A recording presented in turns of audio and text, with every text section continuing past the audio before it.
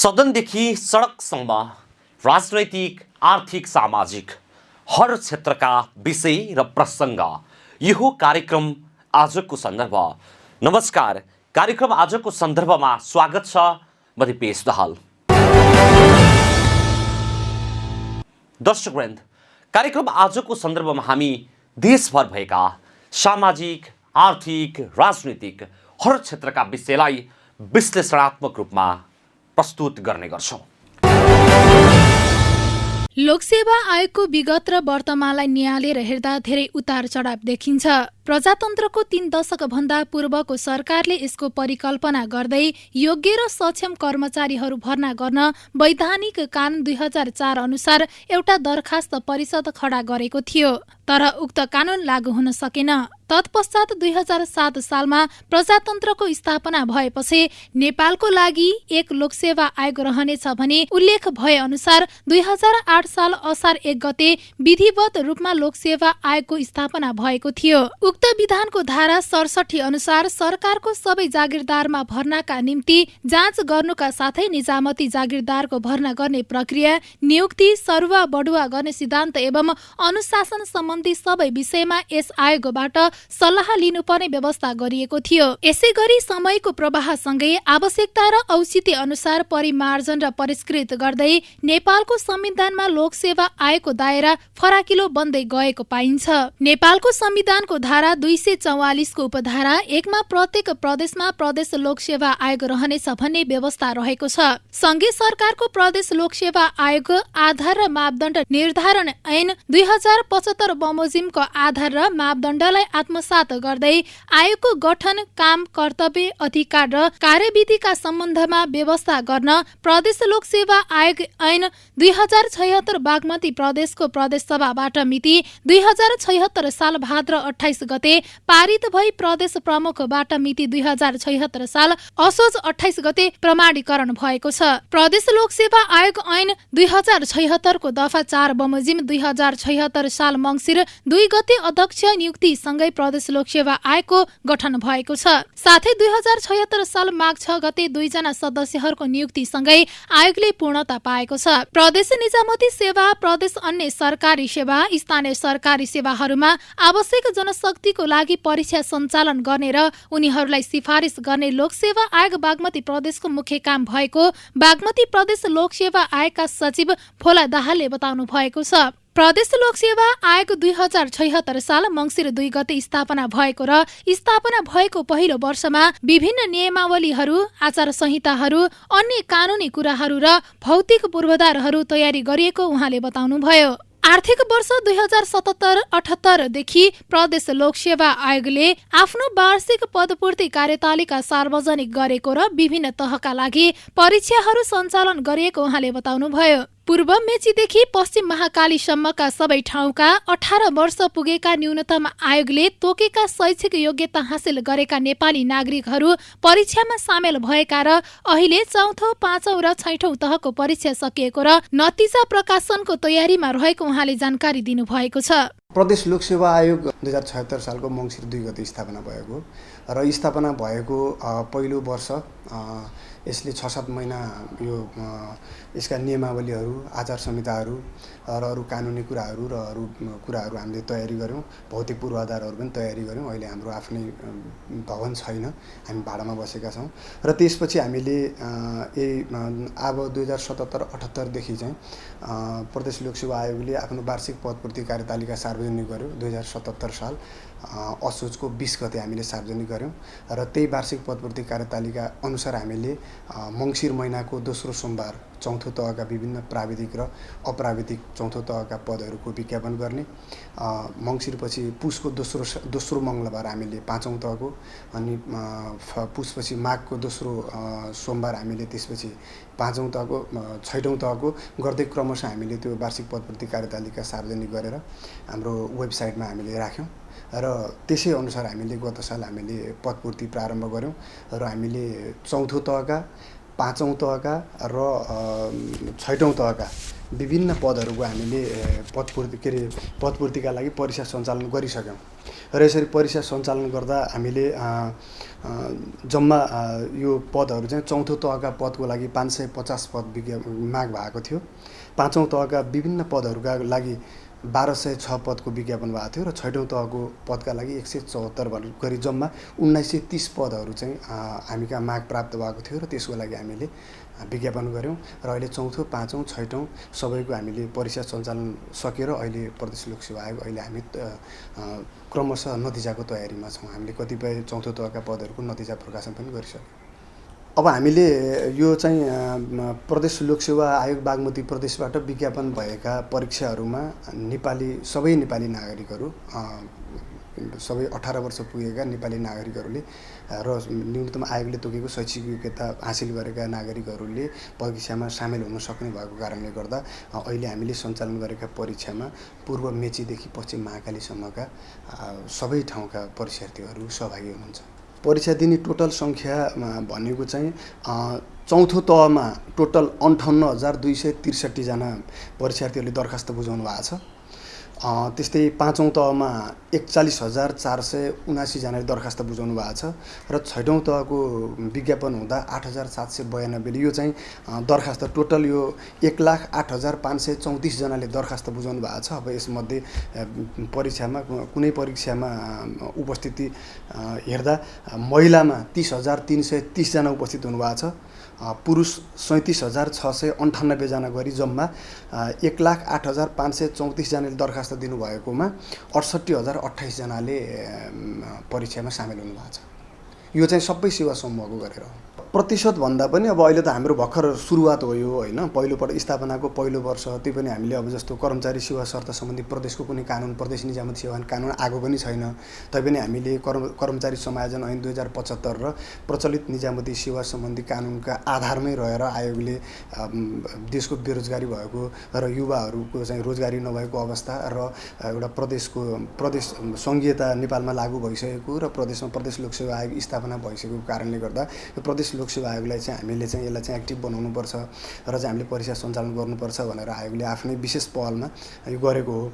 र यो गर्दा अब अहिले यति % भन्दा पनि टोटल अहिले हामीले खुल्ला र बढुवा गरेर प्रदेश लोकसेवा आयोगले हामीले असोज यही 2078 साल असोजको मसान्तसम्म हामीले 1142 जनालाई हामीले सिफारिस नै गर्छौँ। यो खुल्लाको हकमा भयो र बढुवाको लागि 788 वटा पद छ, त्यो चाहिँ बढुवाको चाहिँ हामी प्रोसेस सुरु गर्दैछौँ। अहिलेलाई चाहिँ 1142 जनाले यो असोज मसान्त पछाडिसम्म रोजगारी पाउँछ। चौथो तहमा 58,263 जना, पाँचौं तहमा 41,479 जना र छैठौं तहमा 8,792 जना गरी जम्मा 1,08,534 जना परीक्षार्थीहरूले दरखास्त बुझाएकोमा महिलामा 30,330 जना, पुरुष 37,698 जना गरी जम्मा 1,08,534 जनाले दरखास्त बुझाएकोमा 68,028 जना मात्र परीक्षामा सामेल भएको उहाँले बताउनुभयो।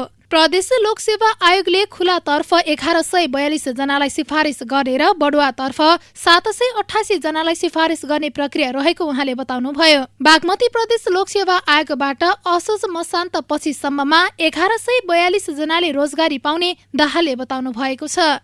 त्यो यस्तो भएको त्यो के भएको हो भने हामीले गत साल 2077 सालको श्रावण लागेपछि नै अर्को आर्थिक जुन आर्थिक वर्ष सुरु भएपछि नै हामीले अनलाइनको लागि अनलाइनबाट दरखास्त फारम भर्ने हो, त्यसको लागि हामीले टेन्डर गऱ्यौँ।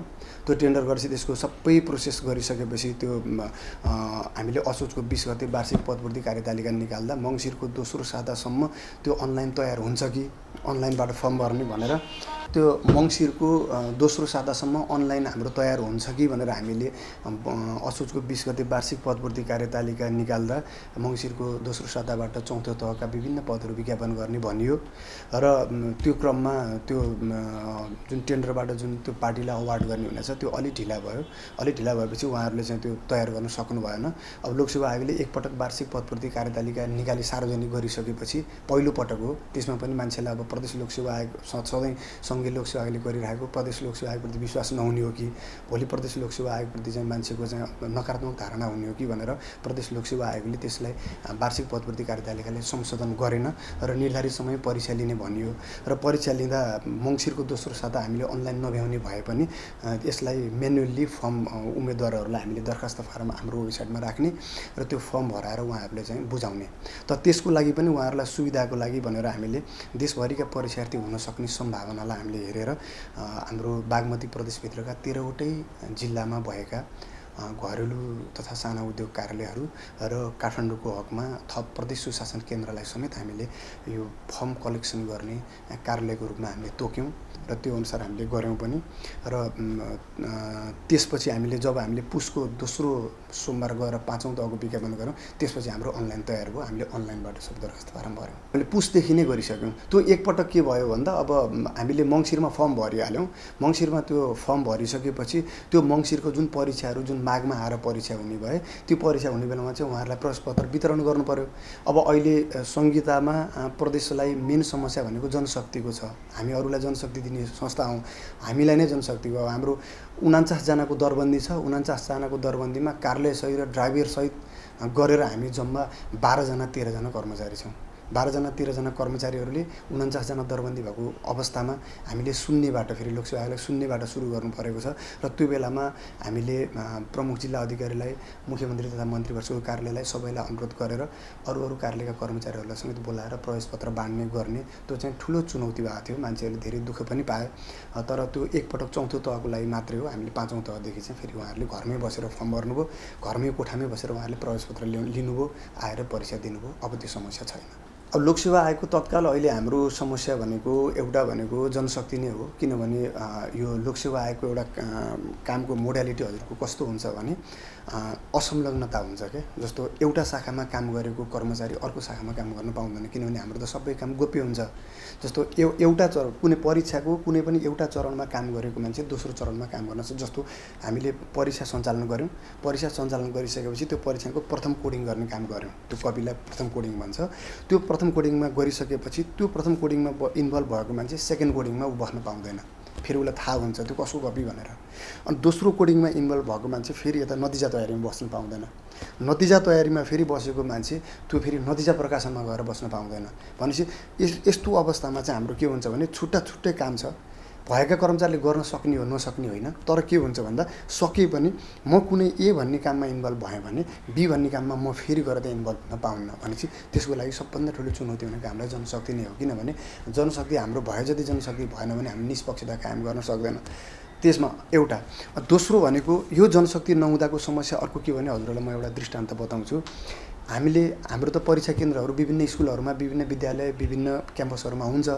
अनि त्यहाँ चाहिँ परीक्षा हुँदाका बखत हामीले त कमसेकम सबै परीक्षा केन्द्रहरूमा कम्तीमा एक जना हाम्रो अफिसको कर्मचारी, लोकसेवा आयोगको कर्मचारी उपस्थित हुने अवस्था रह्यो भने हामीले त्यहाँ भएका कमजोरीहरू तत्काल सुधार्ने, त्यहाँ कुनै समस्या आउन नदिने ती गर्न सकिन्छ। तर कहिले चाहिँ हामीले चाहिँ अब राम्रोसँग अनुगमन गरेर हेर्न अब हामीसँग नै कर्मचारी पर्याप्त भएन भने त हामीले सबैतिर हेर्न सक्दैनौँ। हाम्रो मान्य 3 जना मान्य पदाधिकारीज्यूहरू हुन्छ, अब उहाँहरू 3 जना, अब हामी कर्मचारी 1-2 जना भएर त हामीले सबै विद्यालय त हेर्न सक्दैनौँ। त्यसै क्रममा चाहिँ जस्तो हाम्रो यही पहिलो पटक नै परीक्षा हुँदा पनि कतिपय परीक्षार्थीहरूले चाहिँ त्यो कक्षा कोठामा जुन लान नपाइने मोबाइल छ, मोबाइल लगेर फोटो खिचेर वेबसाइटमा चाहिँ त्यो कपीहरू सार्वजनिक गर्ने। कसैले चाहिँ आफ्नै मान्छेहरू चाहिँ प्रधानाध्यापक आफ्नै श्रीमान हुनुहुन्छ, श्रीमती त्यही के अरे विद्यालयमा गएर मैले अन्त जान भ्याइनँ भनेर अर्को केन्द्र भनेर परीक्षा दिने। त्यस्ता खालका प्रवृत्तिहरू चाहिँ ती जति छन् हामीले त्यस्ता खालका प्रवृत्तिहरू 13 जना परीक्षार्थीले हामीले कारबाही गरेर उहाँहरूको परीक्षा रद्द गराएका छौँ। अहिलेको अवस्थामा अनलाइनबाट दरखास्त भर्न सक्ने भएकाले अब दरखास्त भर्न आम नागरिकहरूले समस्या झेल्न नपर्ने उहाँले बताउनुभयो। हाल प्रदेश लोकसेवा आयोगमा जनशक्तिको अभाव हुनु मुख्य चुनौती रहेको र लोकसेवा आयोगलाई निष्पक्ष योग्यता प्रणालीमा आधारित बनाउनु, स्थानीय स्तरमा आवश्यक पर्ने जनशक्ति लिएर आउनु नै प्रदेश लोकसेवा आयोगको उद्देश्य रहेको दाहालले बताउनु भएको छ। मुख्य काम भनेको नै प्रदेश निजामती सेवा, स्थानीय सरकारी सेवा, प्रदेश अन्य सरकारी सेवा, स्थानीय अन्य सरकारी सेवा, सङ्गठित संस्थाका मा रिक्त रहेका पदहरूलाई खुल्ला प्रतिस्पर्धाको माध्यमद्वारा पदपूर्ति गर्ने नै हो। र यो पदपूर्ति गर्ने सवालमा चाहिँ हाम्रो मुख्य रणनीति नै जहिले पनि के हुन्छ भने लोकसेवा आयोगलाई कसरी निष्पक्ष बनाउने, कसरी योग्यता प्रणालीमा आधारित बनाउने, कसरी चाहिँ जस्तो नेपालकै इतिहासमा 2008 सालदेखि जुन लोकसेवा आयोग स्थापना भएको छ, सङ्घीय लोकसेवा आयोग भनिन्छ अहिले, त्यो लोकसेवा आयोगले जुन कायम गरेको जुन छवि छ त्यो छविलाई हामीले कसरी निरन्तरता दिने, त्यही विषय नै हाम्रो मुख्य रणनीति चाहिँ त्यसमै हुन्छ एउटा।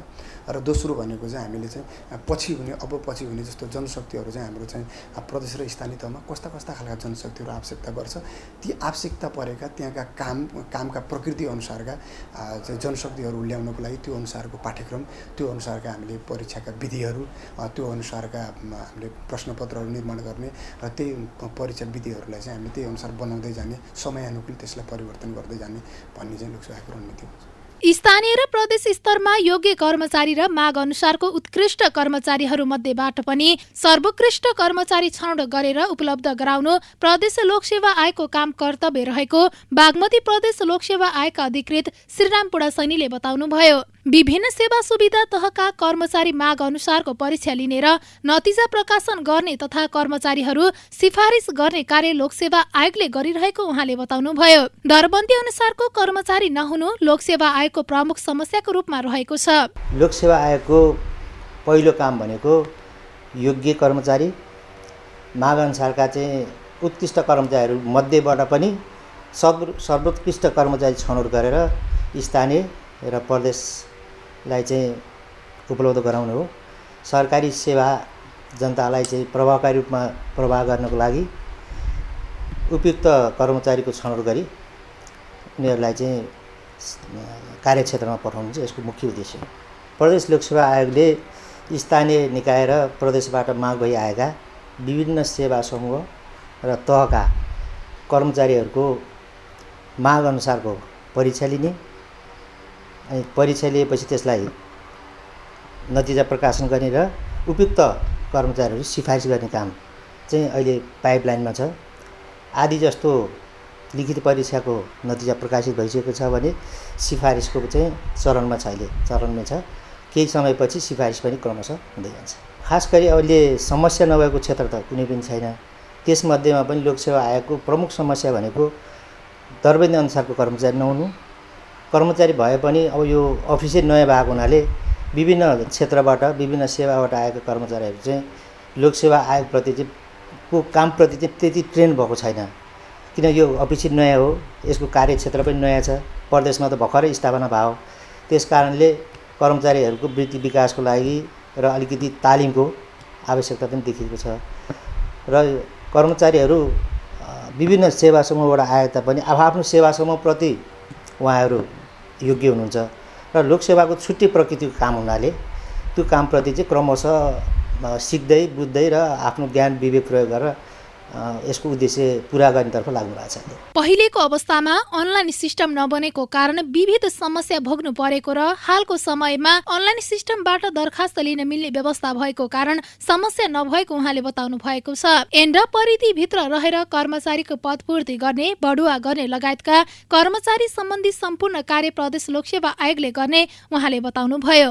खास गरी यो बागमती प्रदेशमा सबभन्दा पहिला लोकसेवा आयोगको कार्यालय स्थापना भएको कारणले अन्य प्रदेशमा नहुँदा सबै बेरोजगार शिक्षित युवा युवतीहरूले चाहिँ यहाँको विज्ञापन पहिलो भएको हुनाले सबै नेपालका झन्डै 77 जिल्लाबाट चाहिँ यहाँ फर्म भर्नु भएको थियो र हाम्रो अनलाइन सिस्टम पनि नबनिसकेको कारणले गर्दाखेरि सुरुमा चौथो तहको जाँचमा चाहिँ धेरै परीक्षा झन्डै 1 लाखभन्दा माथि परीक्षार्थीहरू चाहिँ यहाँ आउनुभएको थियो। उहाँहरूलाई बेरोजगार युवा युवती नै भएको हुनाले उहाँहरूलाई धेरै समस्या भयो होला भन्ने हामीले महसुस गरेका छौँ र आगामी दिनमा चाहिँ हाम्रो अनलाइन सिस्टम बनिसकेको हुनाले अब फर्म भर्नेको लागि चाहिँ उहाँहरूले यहाँसम्म भौगोलिक रूपमा आइरहनु पर्दैन। आफ्नो बसेको ठाउँबाट अनलाइन मार्फत उहाँले फर्म भर्न सक्नुहुन्छ, प्रवेशपत्र लिन सक्नुहुन्छ र एक्जाम पनि हामीले सकेसम्म एक्जाम पनि अब यसको आयोगको कार्यक्षेत्रभित्रका अफिसहरू मध्ये या जिल्लाहरू मध्येबाट चाहिँ सञ्चालन गर्ने प्रयास गर्दैछौँ। पहिलो कुरा त लोकसेवा आयोगको उद्देश्य नै भनेको योग्य कर्मचारीको छनौट गरेर प्रदेश सरकारलाई उपलब्ध गराउने हो। यसका रणनीति भनेको अब योग्य कर्मचारीको नियुक्ति चाहिँ लोकसेवा आयोग मार्फतै हुनुपर्छ। स्थानीय निकायले आफू खुसी नराखिकन वन डोर सिस्टमबाट गर्नुपर्छ भन्ने हो र यसको स्थापनाको उद्देश्य र यसलाई दिएको अधिकार पनि लोकसेवा आयोग ऐन र नियमावलीले पनि त्यही कुरो उल्लेख गरेको छ। त्यसलाई चाहिँ ऐन र नियमको परिधिभित्र रहेर कर्मचारीको पदपूर्ति गर्ने, बढुवा गर्ने र विभागीय कारबाही गर्ने लगायतका कर्मचारी सम्बन्धी सम्पूर्ण कामहरू चाहिँ यसैले गर्ने भन्ने नियममा पनि त्यो छ र यसको कार्यदिशा पनि त्यही हो। 2076 साल मङ्सिर 2 गते स्थापना भएको प्रदेश लोकसेवा आयोगले समग्रमा नतिजामुखी काम गरे तापनि हालसम्म विज्ञ जनशक्तिको अभाव कायमै रहेको छ। यसको व्यवस्थापनमा सम्बन्धित निकायले ध्यान पुर्याउन जरुरी छ। अवस्था कार्यक्रम आजको सन्दर्भ आजलाई यति नै। भोलि फेरि नयाँ विषय र प्रसङ्गसहित उपस्थित हुने नै छौँ। तबसम्मका लागि आज्ञा दिनुहोस्। नमस्कार। तपाईँ पनि हेर्दै गर्नुहोला बागमती प्रदेशको राजधानी हेटौडाबाट सञ्चालित पहिलो satellite television national gold television.